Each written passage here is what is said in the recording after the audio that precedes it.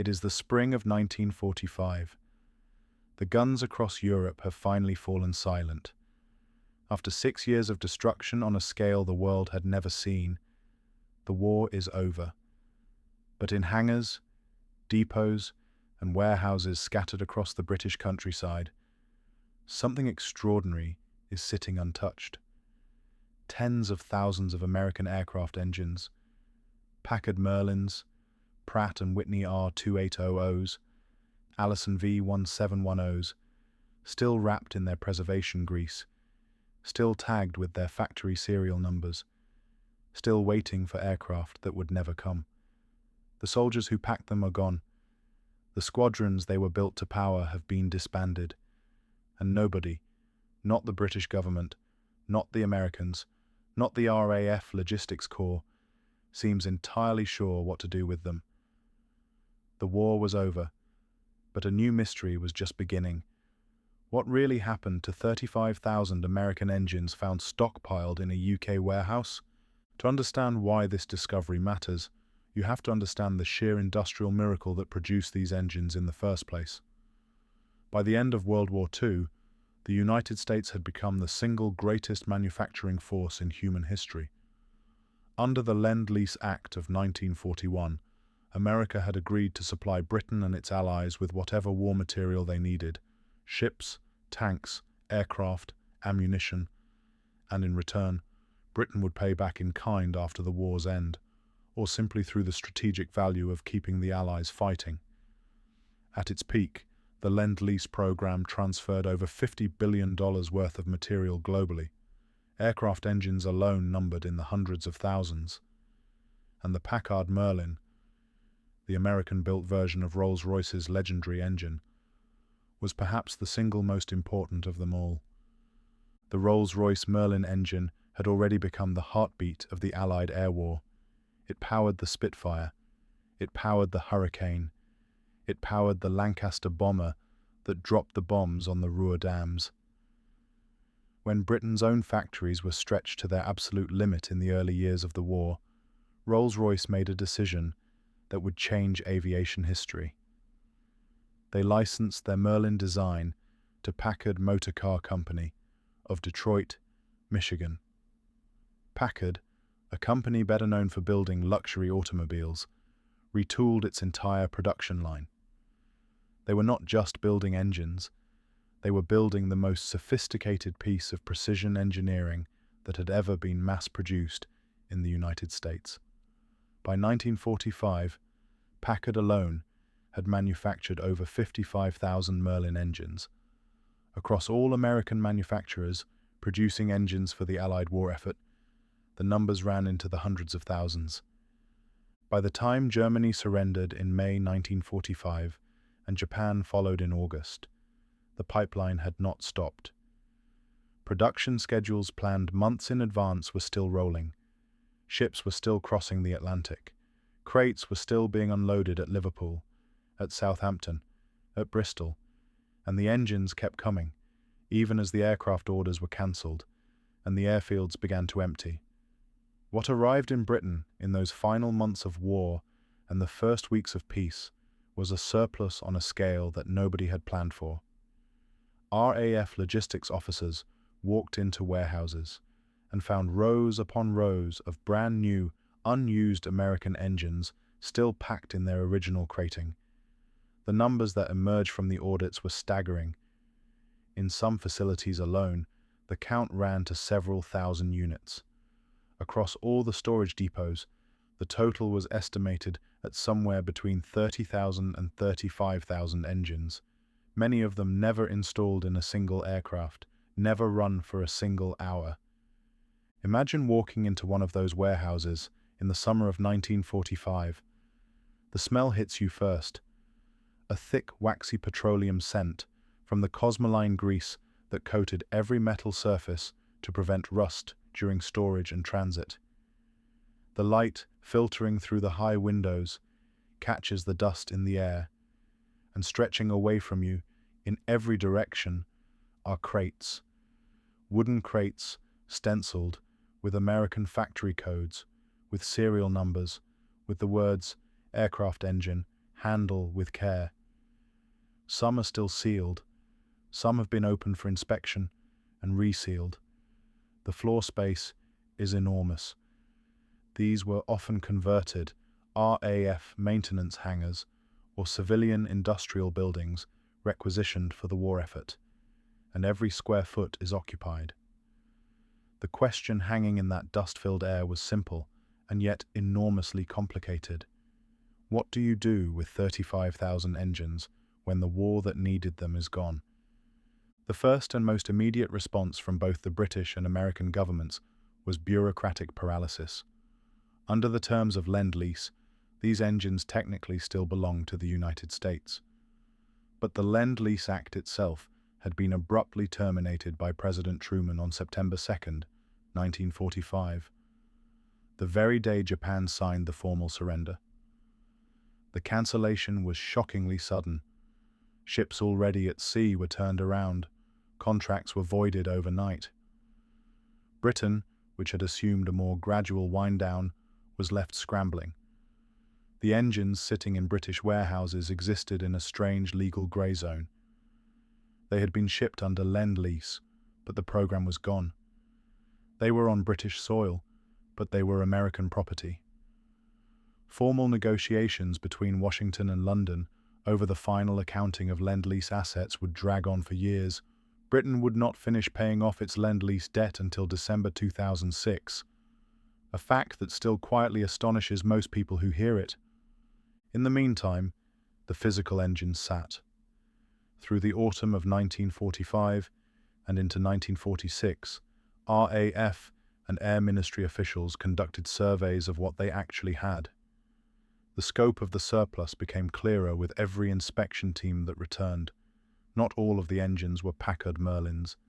The stockpile included Pratt and Whitney R-2800 double Wasps, the power plant of the Thunderbolt and the Corsair, as well as Wright R-1820 Cyclones, Allison V-1 710 liquid-cooled engines, and various other American power plants that had been shipped in anticipation of aircraft orders that were never fulfilled or were cancelled mid-production.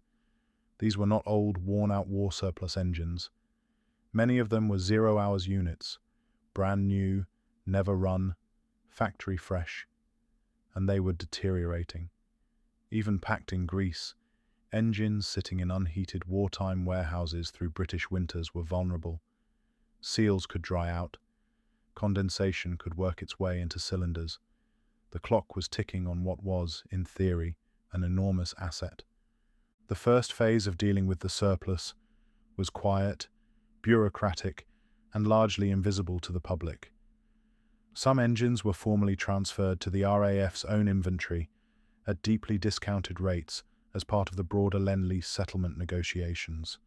The RAF, in 1945 and 1946, was in the process of a massive drawdown, demobilizing hundreds of thousands of men and retiring thousands of aircraft.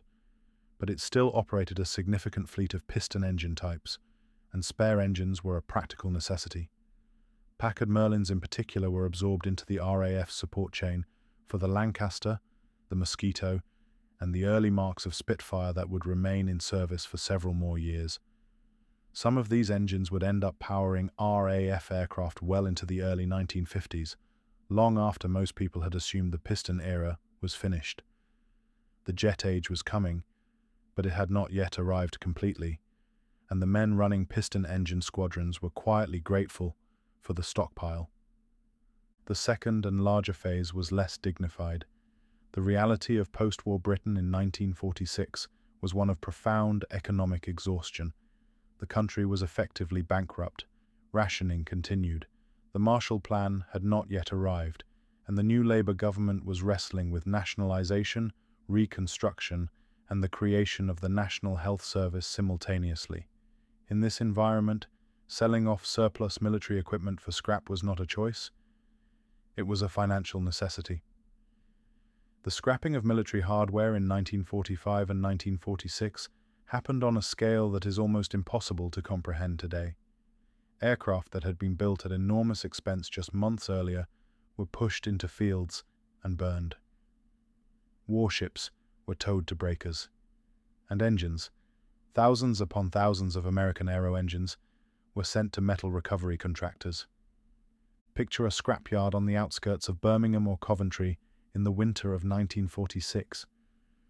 The ground is frozen mud, churned by the tracks of lorries arriving and departing in a constant procession.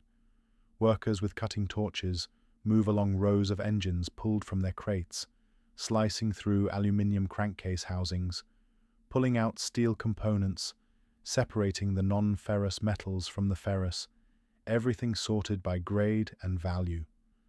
The Merlin engine, for all its engineering elegance, was worth considerably more as raw aluminium, steel and copper than any other use could offer in a world where there was no aircraft to put it in. Thousands of engines went this way. Exact numbers are difficult to confirm because the scrapping contracts were handled by private firms under government tender, and the records were not always carefully preserved.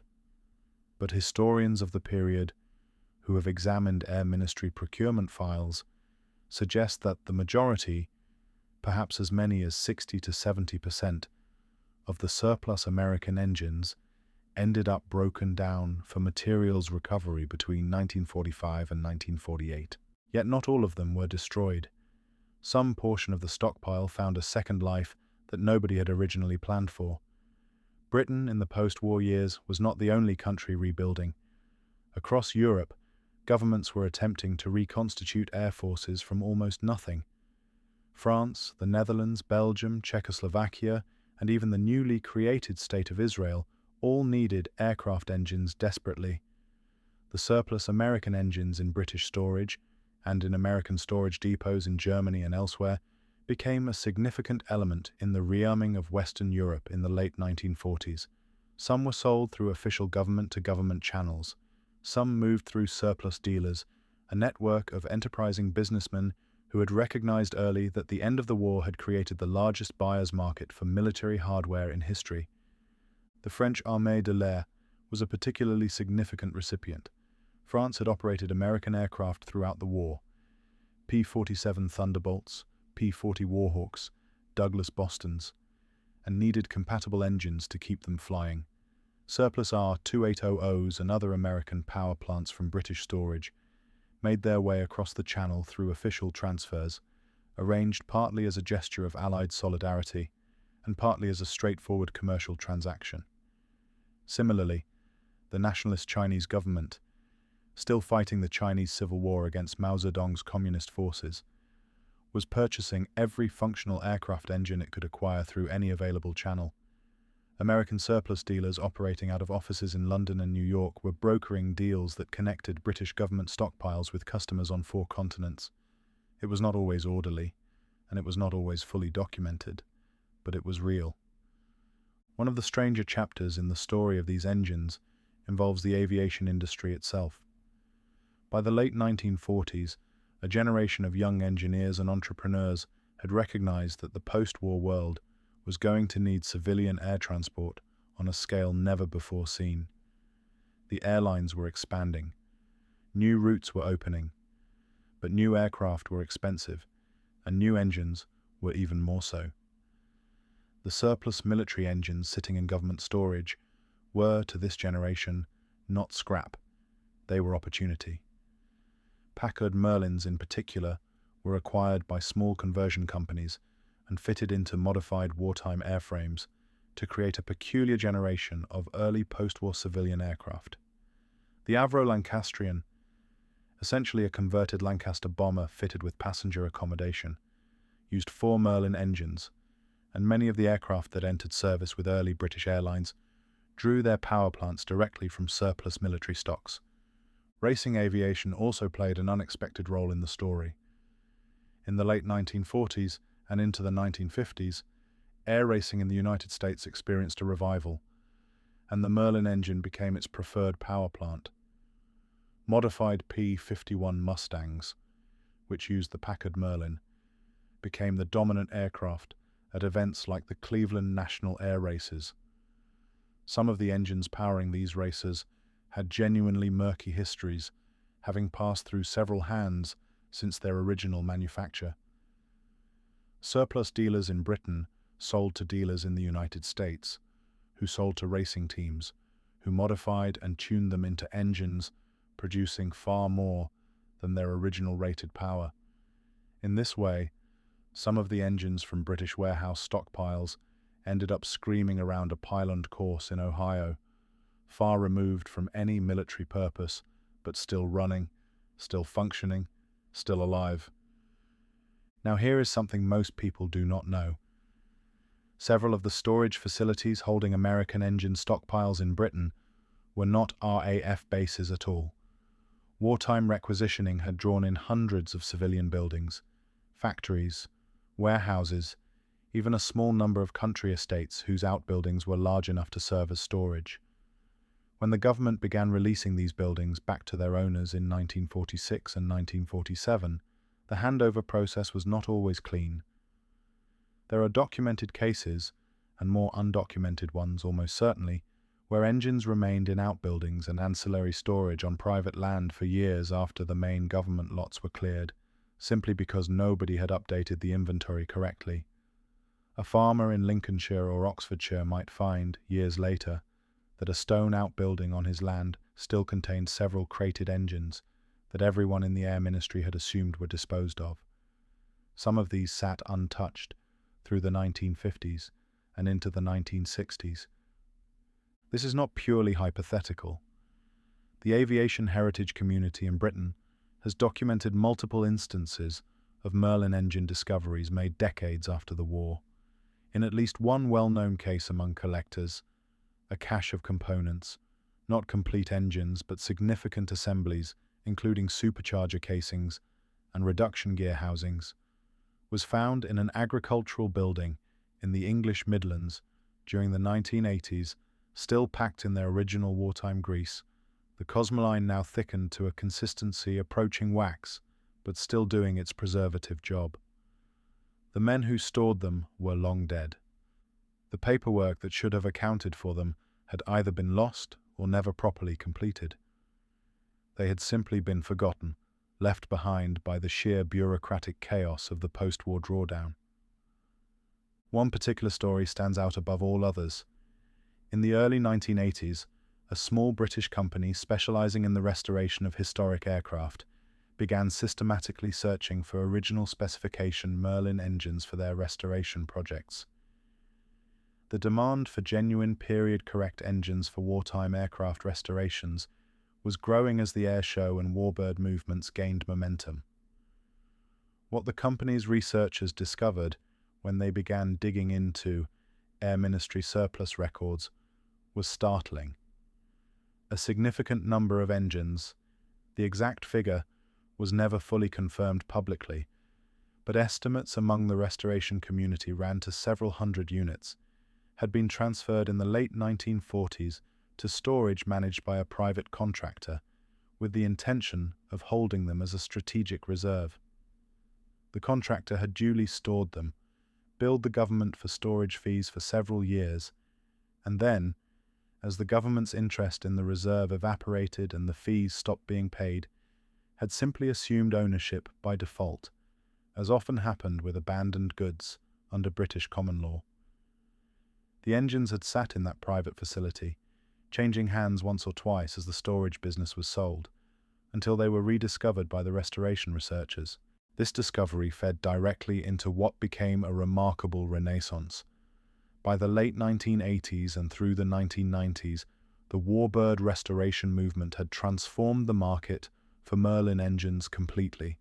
A 0 hours Packard Merlin that could not have been given away in 1947, there were simply too many of them, was now worth tens of thousands of pounds. A fully restored running example could command 6 figures. The engines that had survived the scrapping campaigns of the late 1940s, through the obscurity of private storage and the indifference of governments focused on the jet age, were now among the most sought-after mechanical artifacts in the world. Every functioning Merlin engine that survives today, and there are perhaps a few hundred worldwide in various states of completeness, represents a survivor of the great post-war disposal that eliminated the overwhelming majority of the 55,000 Packard-built examples. The legacy of these engines is not only mechanical. There is something philosophically significant about what happened to them. They were built in Detroit by workers, many of them women, many of them men too old for military service, who understood that what they were making was keeping pilots alive over the English Channel and the Rhine Valley. The engines were built with extraordinary precision, by hands that had never built anything of this kind before, in factories that had been automobile plants 18 months earlier. They crossed the Atlantic in convoy, through waters patrolled by U-boats, aboard ships that sometimes did not make it. They arrived in Britain, were stored, were allocated, were waited for. And then the war ended before they could be used, and the machinery of industrial production that had made them was already pointed at the next task: automobiles, refrigerators, the post-war consumer economy. The engines sat in their crates, waiting for a purpose that never came. Most of them were destroyed. That is the plain, unsentimental truth. The great majority of the 35,000 engines found in British storage in 1945 were melted down, their aluminium and steel recycled into the industrial recovery of the post-war world. In a sense, they achieved their purpose after all, not by powering aircraft, but by contributing their raw materials to the rebuilding of a continent. The aluminium from a Merlin engine casing may have ended up in a post-war British car, or a French kitchen utensil, or a Dutch building facade. The metal does not carry its history with it. It becomes whatever it is made into next. But some of them survived. In museums across Britain and the United States, complete Merlin engines sit in glass cases or hang from display mounts. Their cylinders and superchargers and reduction gears all precisely machined and perfectly legible to anyone who knows how to read them. At the Royal Air Force Museum in London, at the Imperial War Museum's Duxford site, at the National Museum of the United States Air Force in Dayton, Ohio, these engines are displayed as the technological marvels they genuinely were, and outside, on airfields on summer weekends, restored Spitfires and Hurricanes and Lancaster bombers still fly on Merlin power. The sound, that unmistakable snarling, crackling roar, carrying across the grass to where crowds of people stand looking up. That sound is what a functioning Merlin engine sounds like.